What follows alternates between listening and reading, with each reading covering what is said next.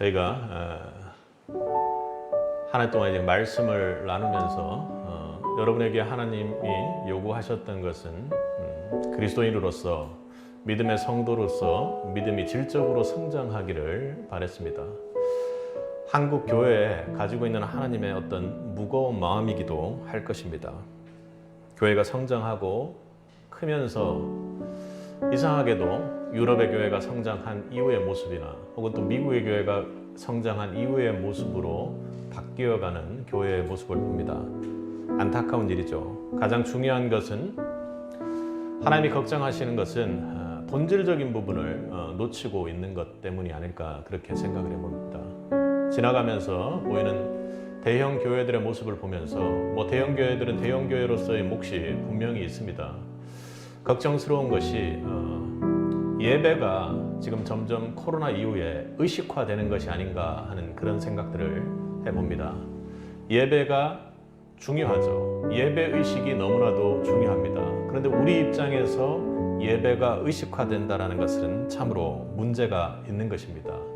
그러니까 돌아다니는 성도들이 참으로 많아졌습니다.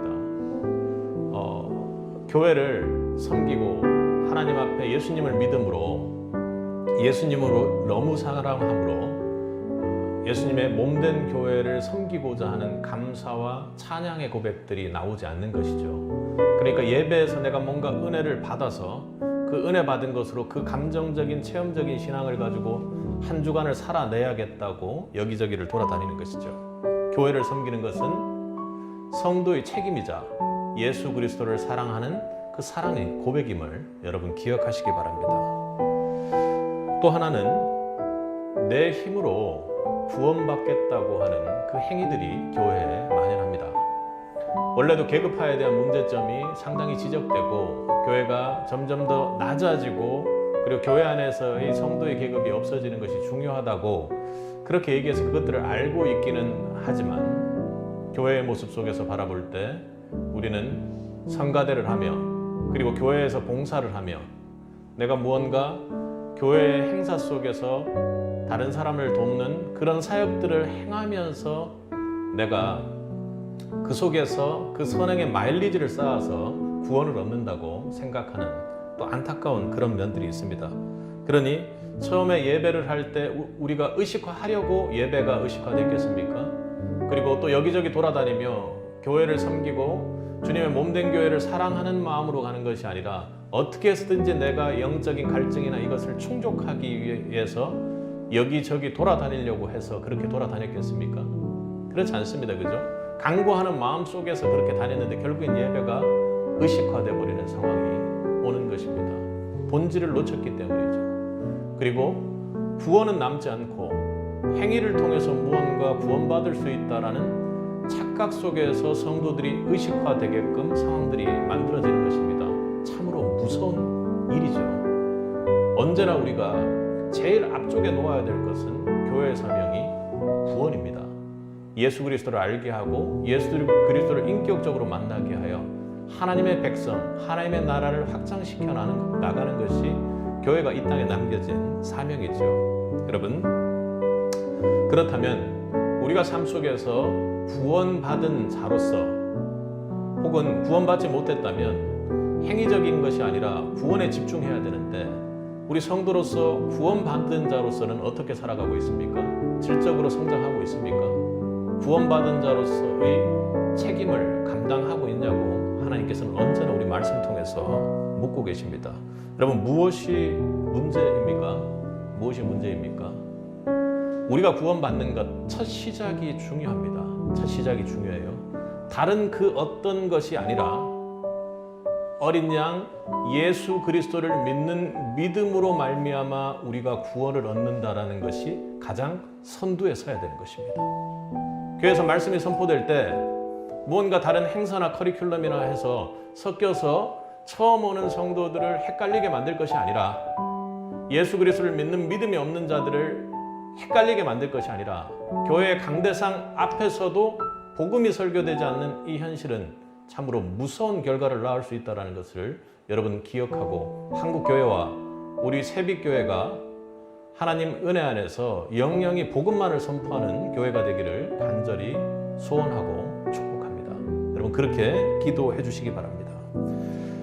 우리의 신앙이 시작부터 잘 돼야 하는 것입니다.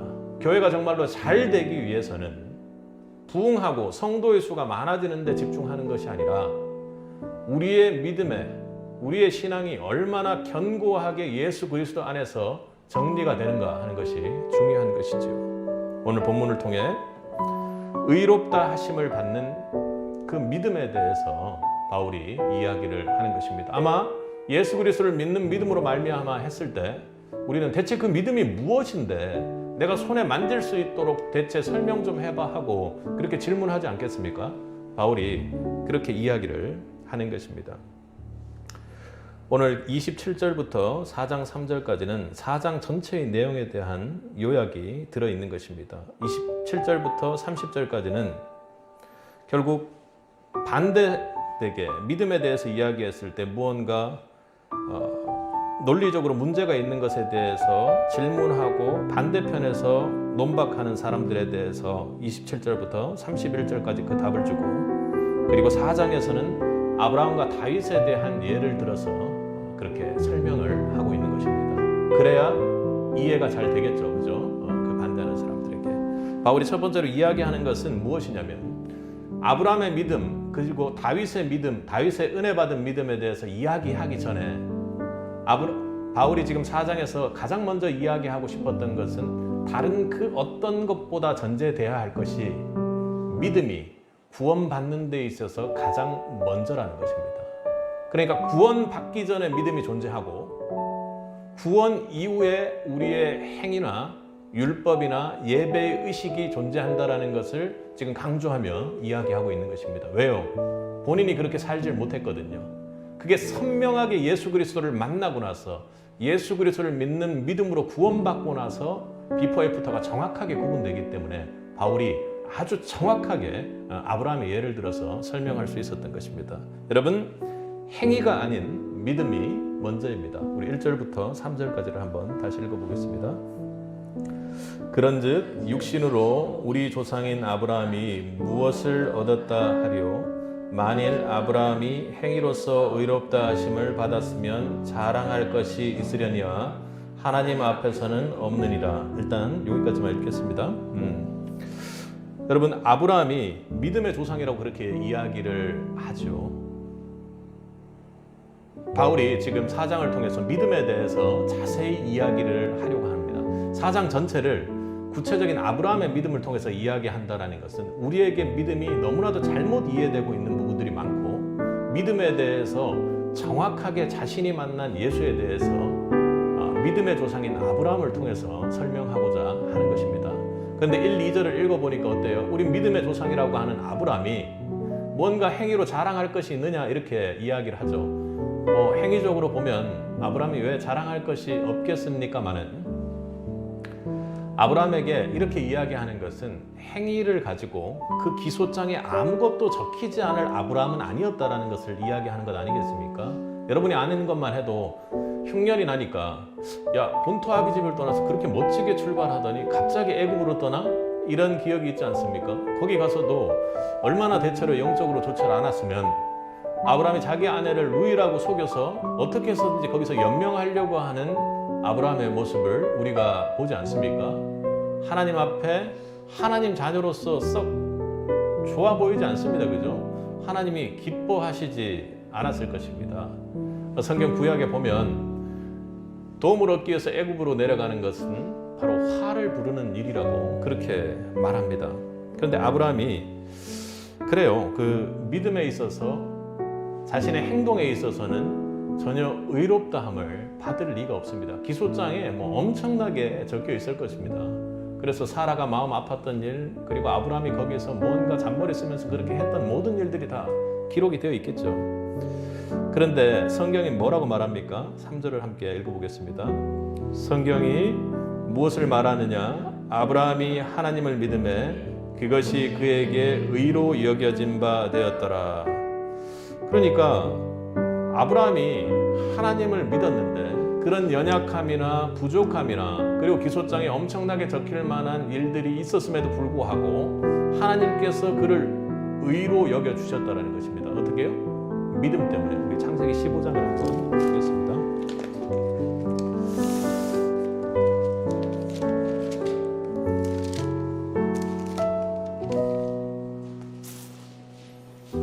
창세기 15장 4절과 5절을 한번 읽으면 좋을 것 같습니다. 여호와의 말씀이 그에게 임하여 이르시되 그 사람이 내 상속자가 아니라 내 몸에서 날 자가 내 상속자가 되리라 하시고 그를 이끌고 밖으로 나가 이르시되 하늘을 우러러 묵별을 셀 수 있나 보라. 또 그에게 이르시되 내 자손이 이와 같으니라. 하나님이 자식을 못 낳고 있는 아브라함에 대해서 뭔가 계속해서 자식을 줄 거다, 네 몸에서 낳을 거다, 그렇게 계속해서 이야기를 해오고 계십니다. 그런데요, 믿지 못할 만한 상황이에요. 모든 것이 태가 끊기고 정말로 낳기가 힘든 상황입니다. 그리고 죄를 더할 거 하나 있네요. 그죠? 하나님 이렇게 말씀하시는데 계속 막 피식피식 웃고 그랬잖아요. 잘 믿지를 못했어요. 그 상황마다. 그런데 아브라함이 어떻게 했다고요? 지금 6절을 함께 읽겠습니다. 아브라함이 여호와를 믿으니 여호와께서 이를 그의 의로 여기시고. 그러니까 아브라함이 이렇게 믿고 나니 하나님께서는 아브라함의 그 믿음, 하나님이 약속의 말씀을 주시고 믿을 수 없는 상황 중에서도 하나님께서 태를 살리시고 아이를 낳게 할 것이라는 것을 믿는, 그리고 묵별까지 돼서 정말로 많은 사람들이 자손들이 후손들이 있을 것이라는 것을 믿는 아브라함에 대해서, 그 믿음에 대해서 의로 여겼다고 그렇게 이야기를 하는 것입니다. 믿음을 의로 여기는 구약에서 아브라함이 믿음의 조상인 이유에 대해서 그렇게 설명하고 있는 것입니다. 그런데 이 믿음에 대해서 추가적으로 또 하나 이야기를 하는 것이 뭐냐면 다윗에 대한 이야기를 하는 것입니다. 자, 4절부터 우리 5절을 한번 읽어보도록 하겠습니다.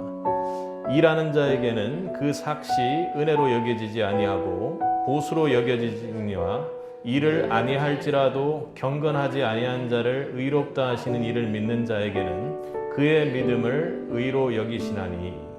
그러니까 지금 일하는 자에게는 기소장에 아무것도 적힐 것이 없고 공로를 쌓아서 그 공로로 구원받을 수 있는 자에게는 전혀 그것이 은혜로 여겨질 것이 아니다. 그것은 보수로 여겨질 것이다. 그런데 일을 하지 아니할지라도 선을 쌓은 것이 없고 지금 아브라함처럼 무언가 한 것이 없고 기소장에 막 빽빽히 적힐 만한 그 사람이 하나님께서 약속하신 것을 믿음으로, 그 믿음을 의로 여기시나니, 이렇게 이야기하는 것입니다. 그런 사람이 어떻게 해요? 지금 6절과 7절을 한번 읽어보겠습니다. 일한 것이 없이 하나님께 의로 여기심을 받는 사람의 복에 대해서 다윗이 말한 바, 그러니까 다윗이 그것에 대해서 먼저 말한 바가 있다고 이야기하는 것입니다. 불법이 사함을 받고 죄가 가려짐을 받는 사람들은 복이 있고 주께서 그 죄를 인정하지 아니하실 사람은 복이 있도다 함과 같으니라. 그러니까 지금 이 상황이 은혜로 받은 믿음의 상황입니다.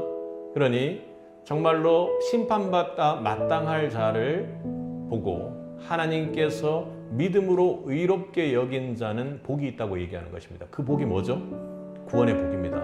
영원한 생명의 복인 것입니다. 지금 다윗은 자신이 어떤 상황입니까? 지금 여기 옆에 주가 달려있죠, 그죠? 시편 32편에 대해서 그렇게 이야기를 하는 겁니다. 우리아의 아내 밧세바를 범하고, 그리고 그것도 못해서 자신의 충신이며 친구인 우리아를 결국에는 살인에 이르게 하는 그런 상황들까지 죄를 확대시켜 나아갑니다.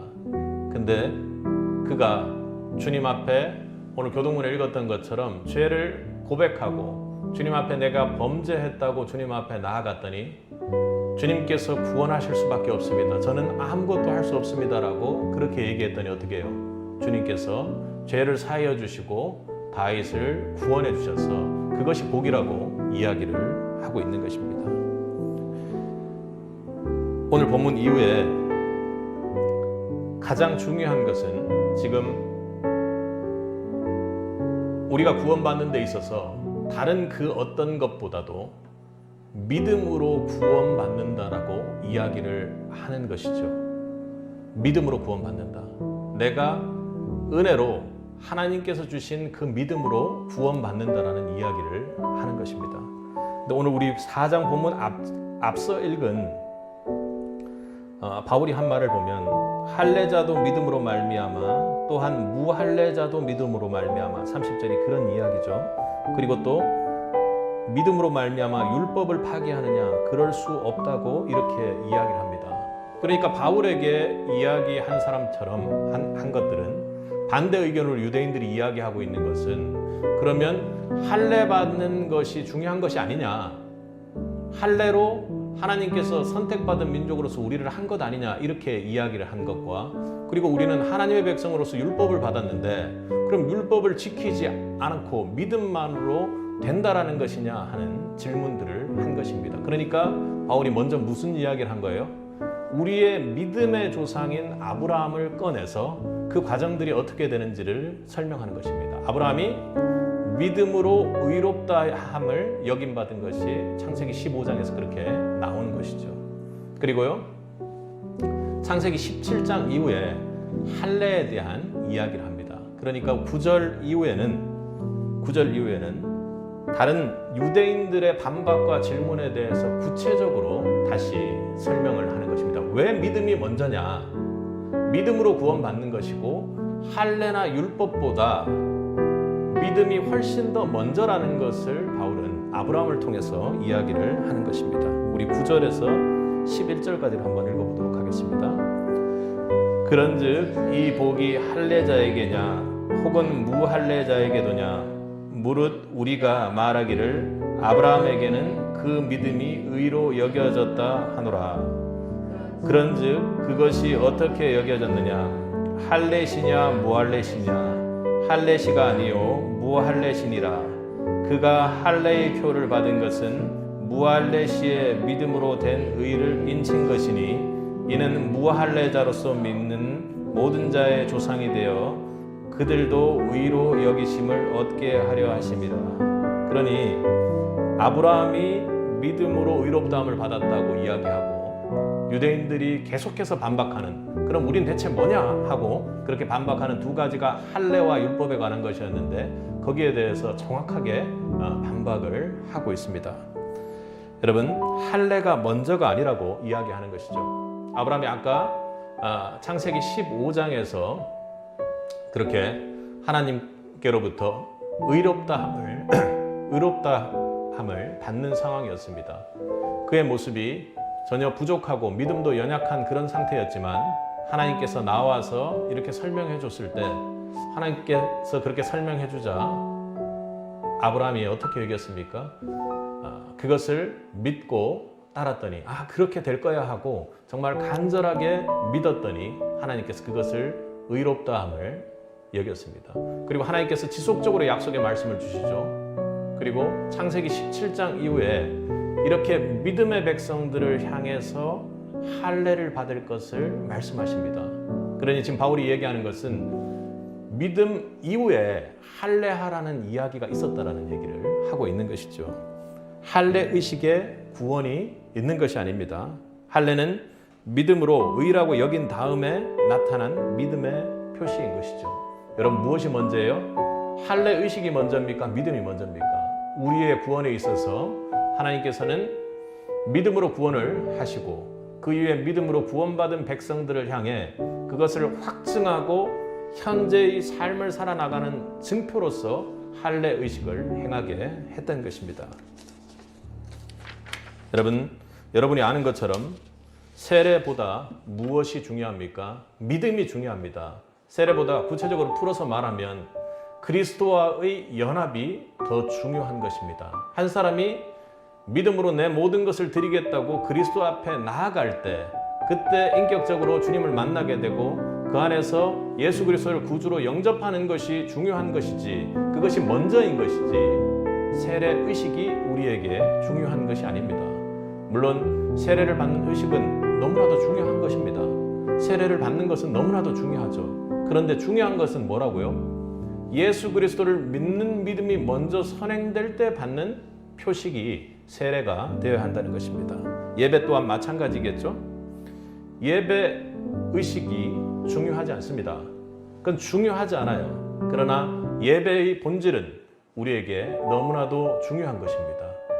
하나님을 믿는 자로 예수 그리스도 안에서 믿음으로 드리는 예배가 될 때 그 예배 의식을 하나님께서 기뻐 받으시는 것입니다.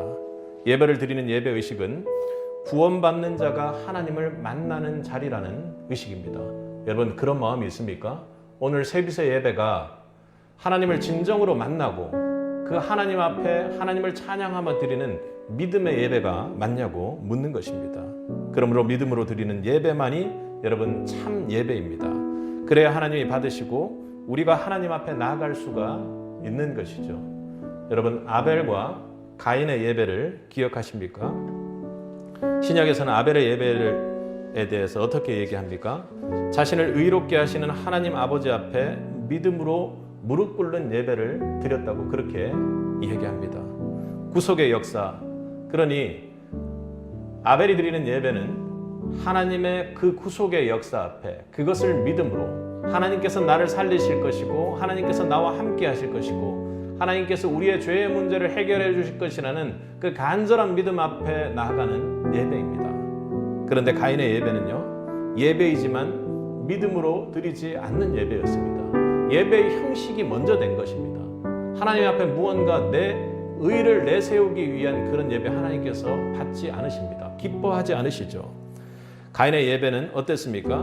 그 예배 후에 하나님을 참으로 만나고 인격적인 변화를 얻고 구원받은 백성으로서의 모습이 나타나지 않았습니다. 예배 후에도 여전히 분노가 남아서 결국 살인까지 저지르게 되는 그런 비참함을 보았던 것이죠. 여러분, 우리의 예배 의식은 중요하지 않습니다. 예배가 믿음으로 될 때 참 예배가 됩니다. 여러분, 믿음으로 드리는 참 예배가 되기를 축복합니다. 믿음 없이 드리는 예배는 하나님을 만날 수가 없는 것이죠. 절대로 하나님을 만날 수 없습니다. 예수 그리스도를 믿는 믿음이 없이 어떻게 하나님의 보좌 앞에 담대히 우리가 나아갈 수 있습니까? 그건 불가능한 것이죠. 하나님께서 절대로 함께 할 수 없는 것입니다. 하나님과 인격적으로 교제할 수가 없는 것입니다. 하나님은 영이십니다. 우리에게 불어넣어준 영으로 그 영이 온통 하나님을 향한 믿음을 가지고 있을 때 그런 성도가 드리는 예배를 하나님께서는 기뻐하십니다. 신령과 진정으로 드리는 예배는 성도가 믿음으로 드리는 예배입니다. 우리가 믿음으로 예배하지 않는다면 예배 가운데 임재하시는 하나님을 절대로 만날 수가 없습니다. 그런 예배는 어떻게 됩니까?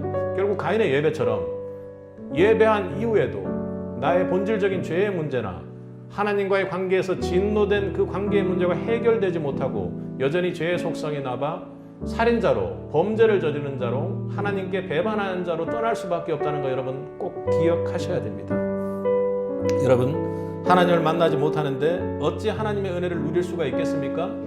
하나님을 만나지 못하는데 어떻게 예배의 힘으로 한 주간 성도로서의 삶을 살아낼 수가 있겠습니까? 정말 처참한 모습만이 남게 될 것입니다. 오히려 가인처럼 내 주변의 죄에 나를 내어주고 마는 참담한 성도의 인생에도 있을 수 있다는 것입니다. 그만큼 예배가 성도에게 중요한 것이죠. 무엇으로 드리는 예배가요? 참 믿음으로 드리는 예배가 중요합니다. 오늘 11절에서 이야기한 것처럼 그가 할례의 표를 받은 것은 무할례시의 믿음으로 된 의를 인친 것이라 했습니다. 그러니까 믿음에 대해서 할례를 하나님께서 인치듯이 쳐주셨다라는 것이죠.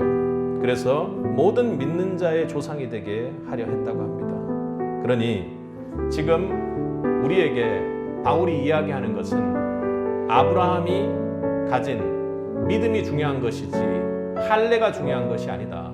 그리고 세례 의식이 중요한 것이 아니라 그리스도와 연합된, 진정으로 연합된 믿는 자에게 지금 구원이 있다고 이어서 이야기하는 것입니다. 여러분, 세례 받은 지 40년이다. 예배를 30년 했다. 봉사만 20년째다. 다 해보았다. 귀합니까? 안 귀합니까? 너무나도 귀한 일입니다.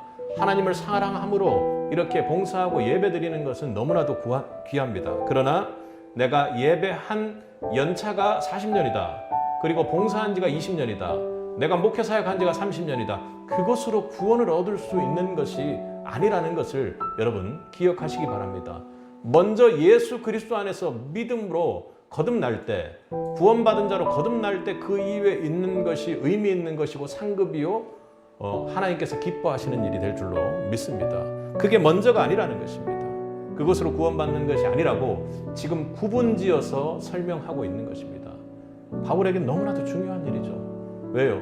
자신이 하나님을 믿으면서 섬기면서 공로로 잡고 예수 믿는 사람을 때려잡는 것이 하나님이 기뻐하는 일일 거라고 생각하고 그렇게 달려갔을 때 내 이 공로를 가지고 자기 의가 너무나도 가득 차 그렇게 달려갔던 것이 구원이 아니라는 것, 유대 백성들이 대부분 자신과 같다라는 것을 생각할 때 얼마나 답답하고 힘들었겠습니까?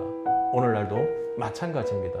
제가 바울의 심정처럼 그렇게 간절한 마음으로 여러분에게 이야기하는 것은 여러분 믿음이 먼저입니다.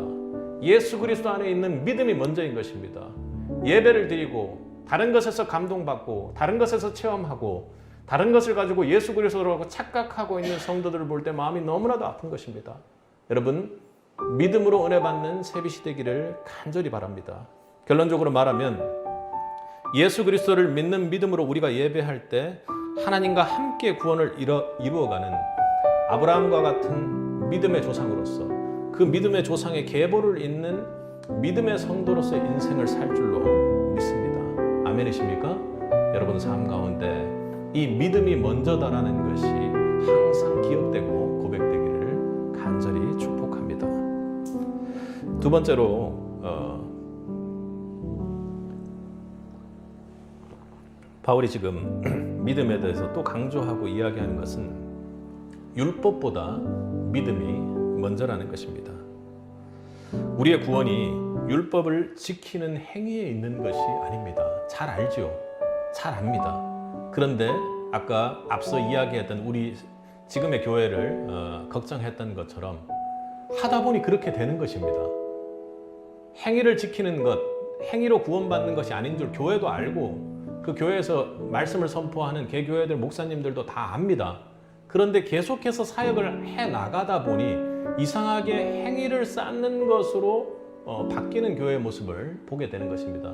참으로 안타까운 일인 것이죠. 근데 그런 교회에 구원받은 성도가 가서 함께 하는 것은 좋습니다만 구원받지 않은 성도가 들어와서 믿음이 생기기도 전에 행위로 구원받는다라는 것이 자연스럽게 신앙으로 쌓여버리면 참으로 그거 고치기가 힘든 것이죠. 이단 아닌 이단이 되어버리는 것입니다.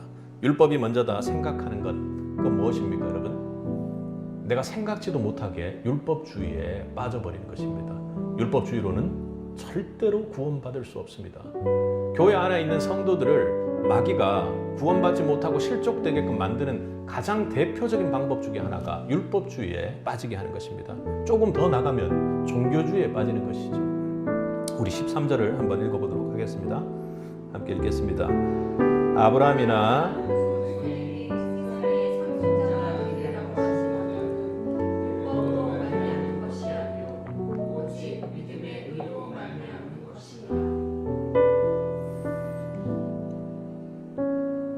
언약은 율법으로 말미암은 것이 아니요 오직 믿음의 의로 말미암은 것이니라 이렇게 이야기를 합니다. 하나님은 창세기 15장에서 믿음으로 의롭다 하셨습니다. 그리고 창세기 17장에서 약속과 함께 할례에 대한 이야기를 하시죠. 그리고 유대 민족들이 그로부터 약 400~500년 후에 율법을 받게 된 것입니다. 그러니 율법을 지켜서 구원받는 거라면 아브라함이 먼저 하나님의 그 약속을 믿음으로 의롭다 여김을 받았다라는 것은 대체 뭐냐? 하나님이 약속을 파기하게 되는 것이다 이렇게 얘기하는 것입니다. 그러니 하나님이 400~500년 후에 아브라함의 후손들에게 율법을 주시고 그 율법을 지키면 구원해 줄게 라고 이야기한 것이 된다고 지금 바울이 이야기하는 것입니다. 하나님께서 그런 말을 할 리가 만무하죠. 하나님께서 약속하시는 것, 하나님께서 시건치 않은 분이라는 것, 아멘. 여러분 믿으십니까? 그런데 지금 유대인들이 오해하는 것, 율법주의에 빠져 있는 것은 결국에는 하나님이 추가적인 요건을 유대인에게 덧붙여서 율법만 지키면 구원해 줄게 한 것처럼 그렇게 행동하고 있다는 것입니다. 여러분, 그게 아닌 것 알아요. 유대인들도 그렇게 하면 안 된다는 건 알지만 결국엔 그렇게 빠져버린 것입니다. 그들의 선민의식과 율법 속에서 빠져있는 율법주의적인 의식이 그들을 그렇게 만들었다는 것입니다. 절대로 그럴 수 없다는 것이죠. 우리 갈라디아서를 한번 찾아보겠습니다.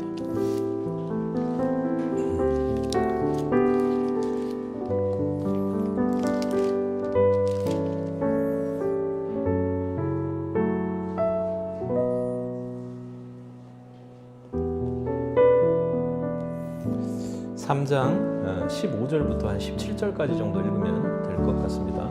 18절까지 한번 빠르게 읽어보겠습니다. 형제들아, 내가 사람의 예대로 말하노니 사람의 언약이라도 정한 후에는 아무도 폐기하거나 더하거나 하지 못하느니라. 그러니까 사람끼리라도 약속을 하면 아무렇게나 그렇게 폐하거나 더하거나 그렇게 하면 안 된다라는 것이죠. 그러니까 이런 거예요. 예를 들면 저희 아이에게 절대로 그러면 안 되죠. 너 이번 시험에 100점 맞으면 로봇 사줄게, 이런 거예요. 진짜 100점을 맞아온 거야. 미루려고 그렇게 얘기했는데 진짜 100점을 맞아온 거예요. 그럼 다음 시험에 100점을 맞으면 로봇 2개 사줄게, 이렇게 하면 됩니까? 안 됩니까? 안 돼요. 일단 하나 사주고 다음 시험에 또 100점 맞으면 또 하나를 사주든지 그렇게 해야 될 것 아닙니까? 지금 그 얘기를 하는 거예요. 일반적인 사람과의 약속 가운데서도 뭔가 약속이 딱 이루어지는 조건이 만족이 됐을 때 더하거나 패하거나 이런 식으로 하면 안 된다는 거죠. 읽어보겠습니다. 이 약속들은 아브라함과 그 자손에게 말씀하신 것인데 여럿을 가리켜 그 자손들이라 하지 아니하시고 오직 한 사람을 가리켜 내 자손이라 하셨으니 곧 그리스도라. 내가 이것을 말하노니 하나님께서 미리 정하신 언약을 430년 후에 생긴 율법이 폐기하지 못하고 그 약속을 헛되게 하지 못하리라. 연도에는 차이가 있겠지만 바울이 지금 정확하게 계산하는 것은 아브라함에게 믿음으로 의롭다 하시고 그리고 언약으로 네 후손들이 정말 저렇게 별처럼 많아지고 복 받을 것이다, 이렇게 아브라함에게 약속하시고 난 후에 430년 후에 율법을 주셨는데 그 율법이 하나님께서 지금 구원하겠다고 한, 아브라함을 의롭다고 한 그 약속을 폐하지 못한다고 이야기를 지금 하고 있는 것입니다. 아브라함은 믿음으로 의롭다 하심을 받은 후에 하나님의 약속을 받고 율법을 받은 것이지 그 전에 율법을 받은 것이 아니기에 지금 하나님의 약속이 율법을 통해서 폐해지거나 혹은 아까 장난감 이야기를 한 것처럼 추가적으로 뭔가를 요구하는 그런 하나님이 아니라고 이야기하는 것입니다. 믿음으로 충분하다 지금 이야기하는 것입니다. 그 믿음이 있을 때 오히려 율법도 굳건히 세울 수 있다고 바울이 그렇게 이야기를 하죠. 오늘 그 본문에서 이야기하는 것처럼 14절을 보면 만일 율법에 속한 자들이 상속자들이면 믿음이 헛것이 되고 약속은 파기되었느니라. 그러니 율법을 지켜서 만약에 내가 선한 공로나 착한 행위를 통해서 하나님이 말씀하신 그 율법을 지키는 것만으로 천국 구원을 받는 것이라면, 우리가 영원한 생명의 구원을 받는 것이라면 그것은 예수 그리스도가 이 땅에 오셔서 우리가 하나님께서 이 땅에 오셔서 십자가에 달린 그 모든 일을 헛것으로 만드는 것이라고 지금 이야기를 하는 것입니다. 율법주의는 그리스도의 십자가를 헛되게 만듭니다. 너무나도 무서운 이야기입니다, 여러분. 우리 안에 자리 잡는 율법주의를 걷어낼 수 있기를 주님의 이름으로 축복합니다. 우리가 잘 모릅니다. 내가 그렇게 하지 않아야 된다고 하면서도 은연중에 우리의 모습 가운데 그런 게 있습니다. 왜냐하면 우리가 세상 속에 살기 때문에 그렇습니다. 지금 유대 백성들도 율법주의에 빠져 있는 이유들이 어찌 보면 그렇습니다. 애굽에서 종노릇하면서 살았던 그 생활이 있죠. 거기는 어찌 보면 인과응보의 상황입니다. 내가 신을 위해서 무언가 감동을 드리고, 바알에 대해서 저번에 말씀드렸죠. 어떤 사제들과 함께 성적인 관계를 통해서 신을 흥분시키고 즐겁게 만들고 기쁘게 만들면 그 신이 우리에게 무언가를 준다고 그렇게 생각했던 것입니다. 그것이 뭐 종교의식이고 무언가를 하면 공로를 쌓으면 그 신이 무언가를 준다는 세상의 종교하고 똑같은 방식이죠. 그런데 유대인들이 하나님을 믿을 때도 그러한 방식으로 믿었다는 겁니다. 내가 하나님께서 주신 이 율법을 무언가 잘 해드리면, 내가 무언가를 하고 나면 하나님께서 우리에게 잘 해주시고 잘 살게 해주시고 자손 만방으로 무언가를 할 수 있도록 해주시고 구원해 주실 것이다, 이렇게 생각했다는 것입니다. 그런데 바울이 절대로 그렇지 않다, 율법보다 믿음이 먼저니라 하고 확정적으로 이야기하고 있는 것입니다. 우리 15절과 16절을 한번 읽어보도록 하겠습니다. 그럼 이해가 될 거예요. 함께 읽겠습니다. 율법은 진노를 이루게 하나니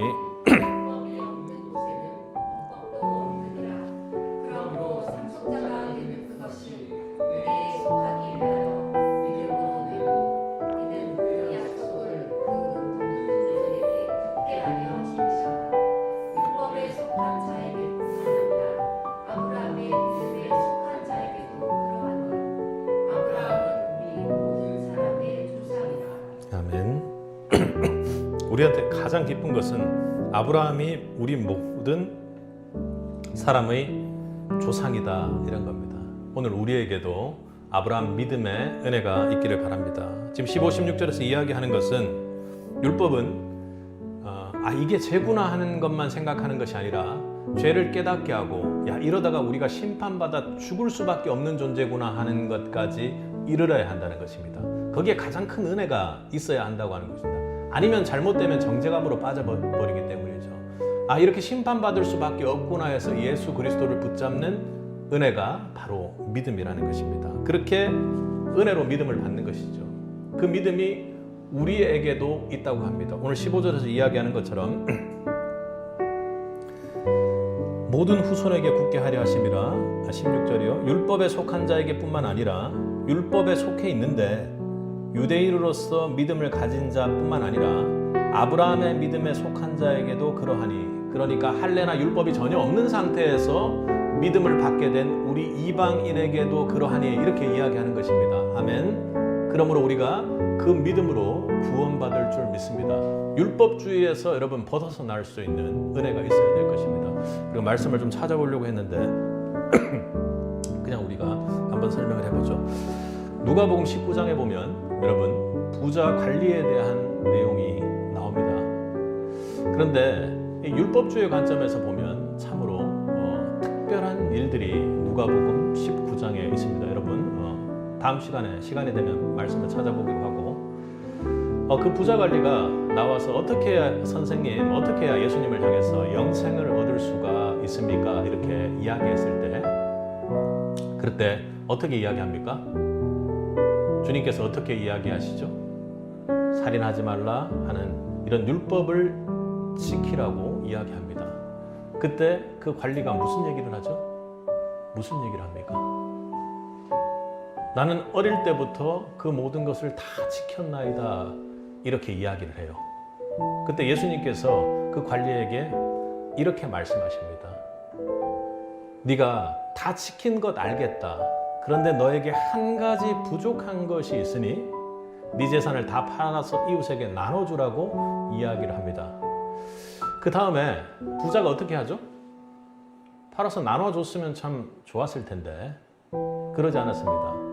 부자가 그 재산이 큰 거로, 많은 거로 근심하며 돌아갔다고 이야기를 합니다. 부자가 왜 돌아갔죠? 왜 돌아갔습니까?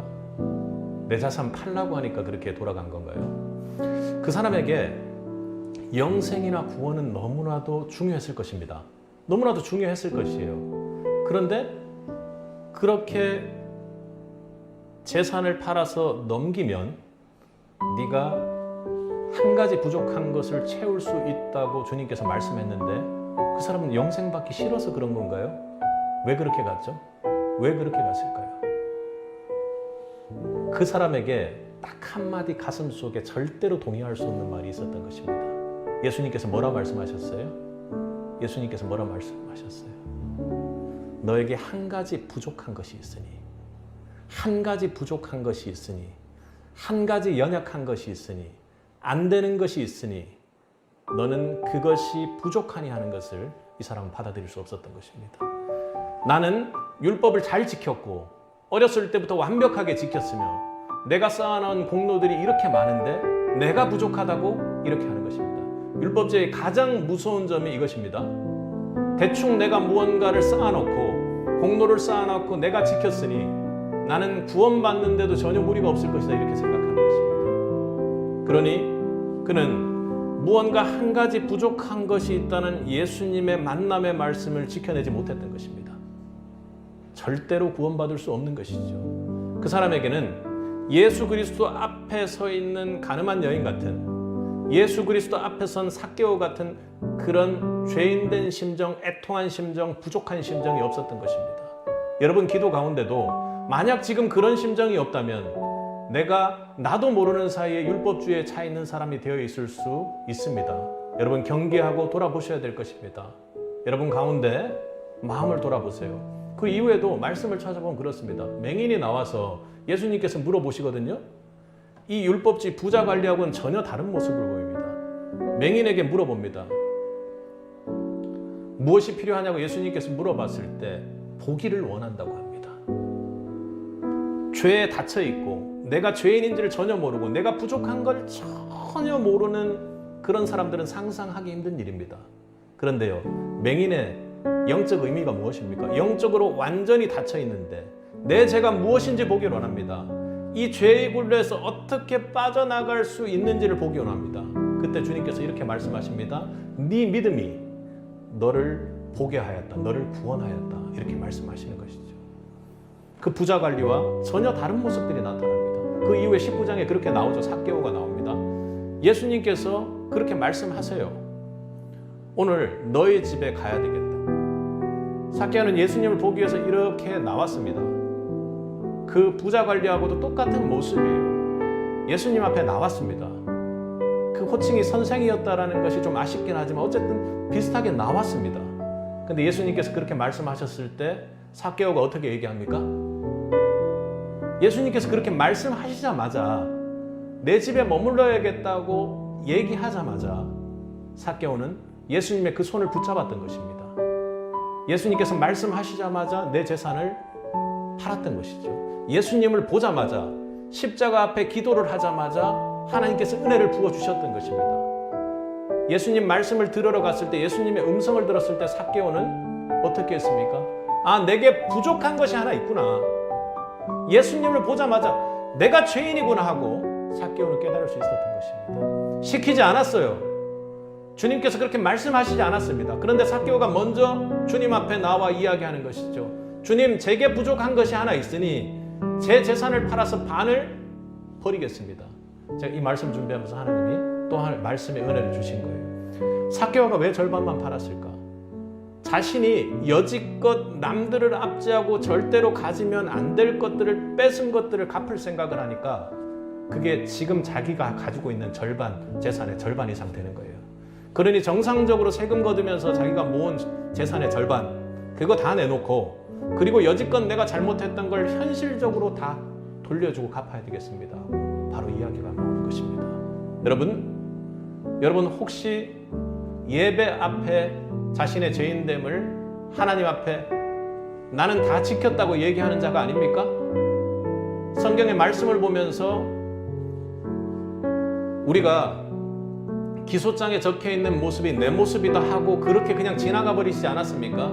내가 여지껏 예배하고 예수 믿고 그렇게 생각한 신앙의 연차들이 많으니 그리고 그래도 하나님 말씀 남들보다 좀 더 잘 지키고 있으니 그게 바로 율법주의예요. 유대인들이 지금 처해 있는 상황입니다. 내가 선민이니 하나님께서 말씀 주셔서 내가 지키고 있었으니 그리고 여지껏은 잘 해놓은 것이 있으니 그리고 나는 착하니 다른 사람들을 잘 돌보고 있으면 무언가 구원받을 수 있을 거라고 착각하는 것이죠. 여러분 그렇게 해서는 절대로 구원받을 수 없는 그 덫에 빠지게 된다는 것을 바울이 오늘 이야기하는 것입니다. 오늘 여러분의 모습을 돌아보기 바랍니다. 지금 유대인들처럼 율법이 내가 교회를 다녔으니 내가 무언가 지킨 것 있으니 하고 하나님 앞에서 고백하는 자가 아닙니까? 예수님께서 분명히 와서 문을 열고 여러분이 물었을 때 너에게 부족한 것이 있으니 너는 너 스스로를 구원할 수 없으니 나를 붙잡아라, 빛을 붙잡아라 하는 예수님의 그 말씀을 여러분 깨닫지 못하고 있는 것 아닙니까? 십자가 앞에 내가 기도는 하지만 나의 죄인됨을, 나는 도저히 구원받을 수 없는 비참한 죄인이구나 하는 것을 깨닫지 못하는 것 아닙니까? 오늘 바울이 말하는 것은 여러분 모두에게 예수 그리스도 앞으로 나아가 나의 죄의 비참함을 보고 그 비참함 속에서 예수 그리스도를 붙잡을 수밖에 없구나, 나를 살릴 자는 오직 예수 그리스도 한 분밖에 없구나 하는 그 은혜의 믿음이 부어지기를 말씀으로 선포하는 것입니다. 우리 모두에게 하나님께서 주시는 그 은혜의 믿음이, 아브라함이 붙잡은 그 믿음이, 그리고 다윗이 절대로 받을 수 없는 중에 받았던 그 은혜의 믿음이 우리 세비세계에 있기를 주님의 이름으로 간절히 축복합니다. 함께 기도하겠습니다.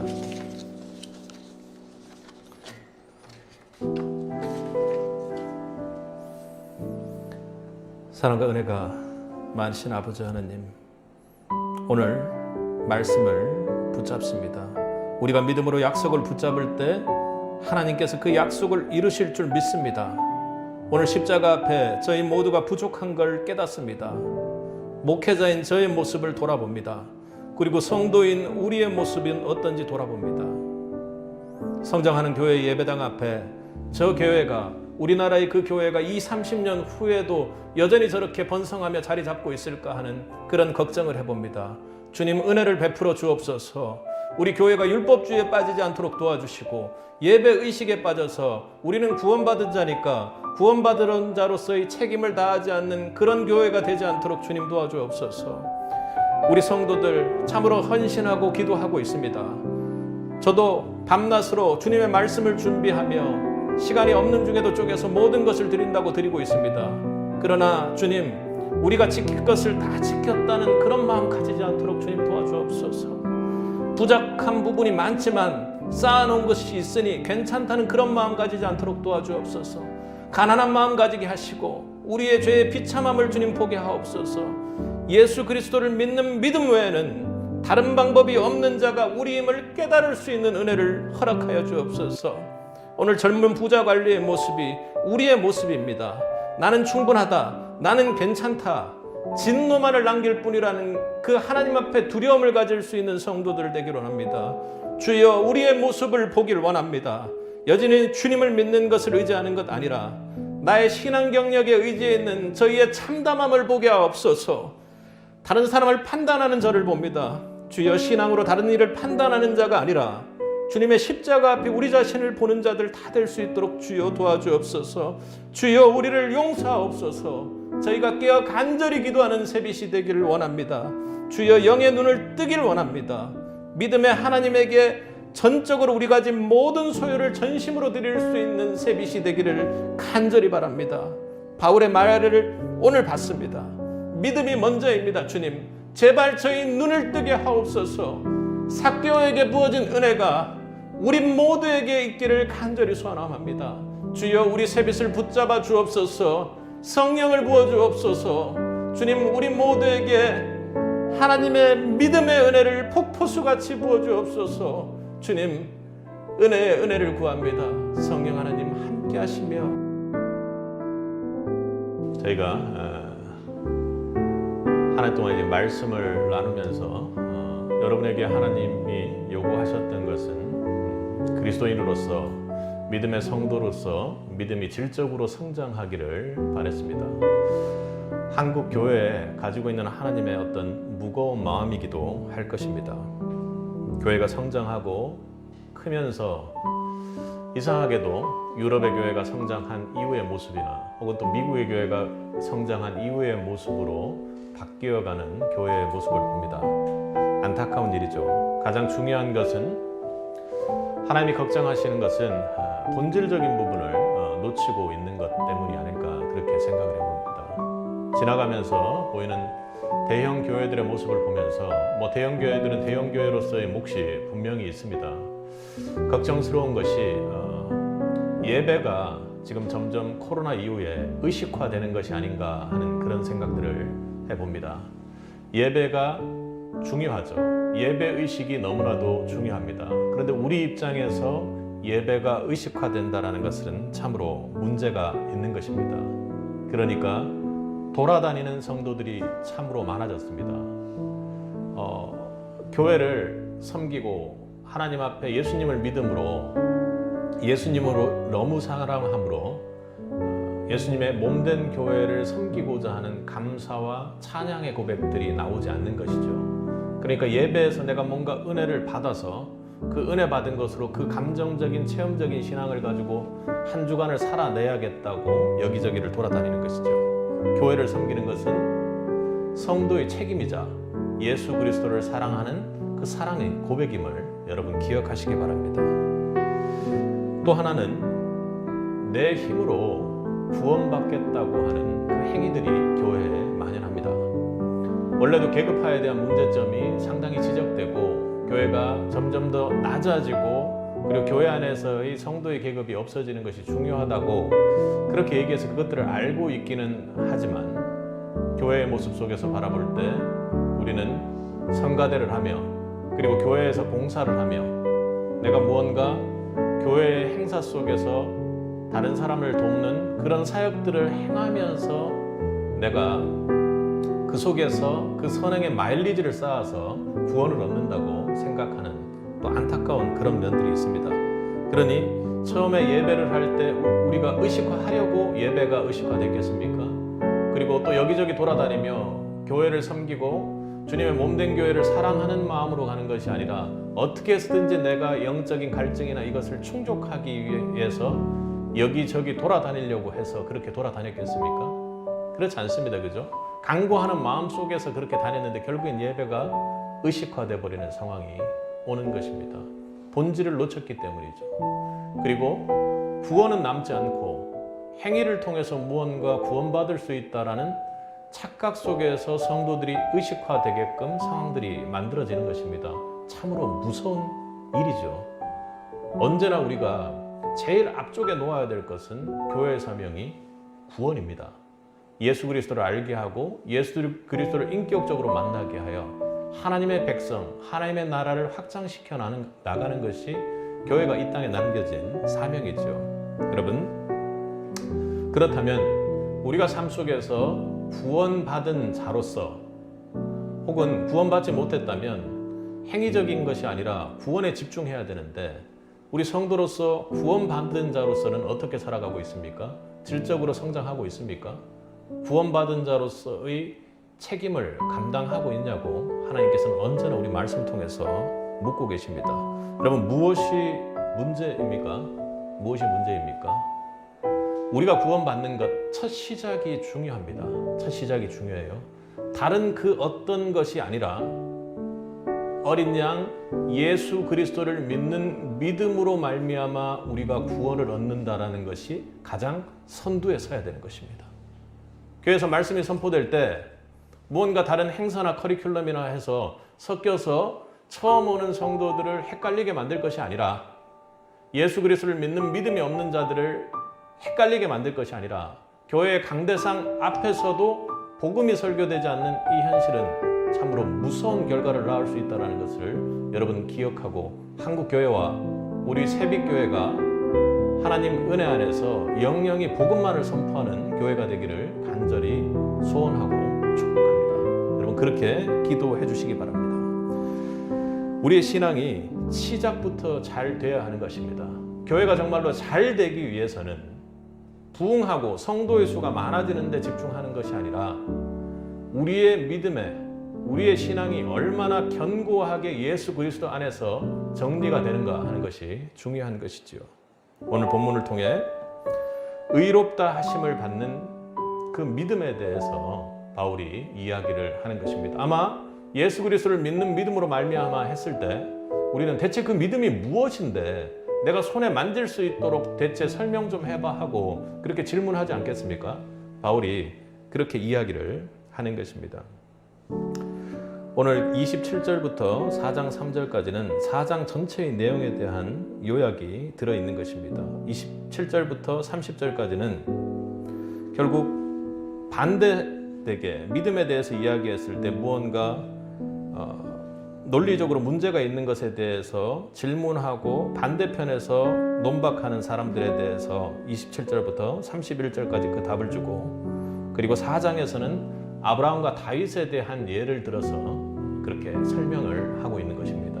그래야 이해가 잘 되겠죠, 그죠? 그 반대하는 사람들에게. 바울이 첫 번째로 이야기하는 것은 무엇이냐면, 아브라함의 믿음, 그리고 다윗의 믿음, 다윗의 은혜 받은 믿음에 대해서 이야기하기 전에 바울이 지금 4장에서 가장 먼저 이야기하고 싶었던 것은 다른 그 어떤 것보다 전제돼야 할 것이 믿음이 구원받는 데 있어서 가장 먼저라는 것입니다. 그러니까 구원받기 전에 믿음이 존재하고, 구원 이후에 우리의 행위나 율법이나 예배의 의식이 존재한다라는 것을 지금 강조하며 이야기하고 있는 것입니다. 왜요? 본인이 그렇게 살질 못했거든요. 그게 선명하게 예수 그리스도를 만나고 나서, 예수 그리스도를 믿는 믿음으로 구원받고 나서 비포 애프터가 정확하게 구분되기 때문에 바울이 아주 정확하게 아브라함의 예를 들어서 설명할 수 있었던 것입니다. 여러분, 행위가 아닌 믿음이 먼저입니다. 우리 1절부터 3절까지를 한번 다시 읽어보겠습니다. 그런즉 육신으로 우리 조상인 아브라함이 무엇을 얻었다 하리요? 만일 아브라함이 행위로서 의롭다 하심을 받았으면 자랑할 것이 있으려니와 하나님 앞에서는 없느니라. 일단 여기까지만 읽겠습니다. 여러분, 아브라함이 믿음의 조상이라고 그렇게 이야기를 하죠. 바울이 지금 4장을 통해서 믿음에 대해서 자세히 이야기를 하려고 합니다.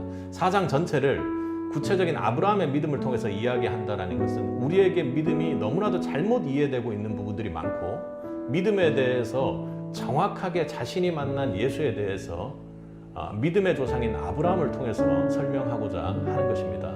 그런데 1, 2절을 읽어보니까 어때요? 우리 믿음의 조상이라고 하는 아브라함이 뭔가 행위로 자랑할 것이 있느냐 이렇게 이야기를 하죠. 뭐 행위적으로 보면 아브라함이 왜 자랑할 것이 없겠습니까마는, 아브라함에게 이렇게 이야기하는 것은 행위를 가지고 그 기소장에 아무것도 적히지 않을 아브라함은 아니었다라는 것을 이야기하는 것 아니겠습니까? 여러분이 아는 것만 해도 흉년이 나니까, 야, 본토 아비 집을 떠나서 그렇게 멋지게 출발하더니 갑자기 애굽으로 떠나? 이런 기억이 있지 않습니까? 거기 가서도 얼마나 대체로 영적으로 좋지 않았으면 아브라함이 자기 아내를 루이라고 속여서 어떻게 해서든지 거기서 연명하려고 하는 아브라함의 모습을 우리가 보지 않습니까? 하나님 앞에 하나님 자녀로서 썩 좋아 보이지 않습니다. 그죠? 하나님이 기뻐하시지 않았을 것입니다. 성경 구약에 보면 도움을 얻기 위해서 애굽으로 내려가는 것은 바로 화를 부르는 일이라고 그렇게 말합니다. 그런데 아브라함이 그래요. 그 믿음에 있어서, 자신의 행동에 있어서는 전혀 의롭다함을 받을 리가 없습니다. 기소장에 엄청나게 적혀 있을 것입니다. 그래서 사라가 마음 아팠던 일, 그리고 아브라함이 거기에서 뭔가 잔머리 쓰면서 그렇게 했던 모든 일들이 다 기록이 되어 있겠죠. 그런데 성경이 뭐라고 말합니까? 3절을 함께 읽어보겠습니다. 성경이 무엇을 말하느냐? 아브라함이 하나님을 믿음에 그것이 그에게 의로 여겨진 바 되었더라. 그러니까 아브라함이 하나님을 믿었는데 그런 연약함이나 부족함이나 그리고 기소장에 엄청나게 적힐 만한 일들이 있었음에도 불구하고 하나님께서 그를 의로 여겨주셨다는 것입니다. 어떻게 해요? 믿음 때문에. 우리 창세기 15장을 한번 보겠습니다.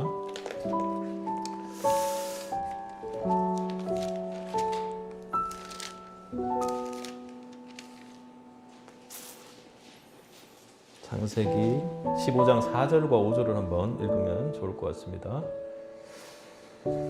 여호와의 말씀이 그에게 임하여 이르시되 그 사람이 내 상속자가 아니라 내 몸에서 날 자가 내 상속자가 되리라 하시고, 그를 이끌고 밖으로 나가 이르시되 하늘을 우러러 묵별을 셀 수 있나 보라. 또 그에게 이르시되 내 자손이 이와 같으니라.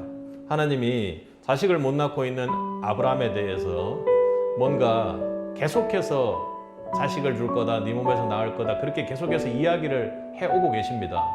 그런데요, 믿지 못할 만한 상황이에요. 모든 것이 태가 끊기고 정말로 낳기가 힘든 상황입니다. 그리고 죄를 더할 거 하나 있네요. 그죠? 하나님 이렇게 말씀하시는데 계속 막 피식피식 웃고 그랬잖아요. 잘 믿지를 못했어요. 그 상황마다. 그런데 아브라함이 어떻게 했다고요? 지금 6절을 함께 읽겠습니다.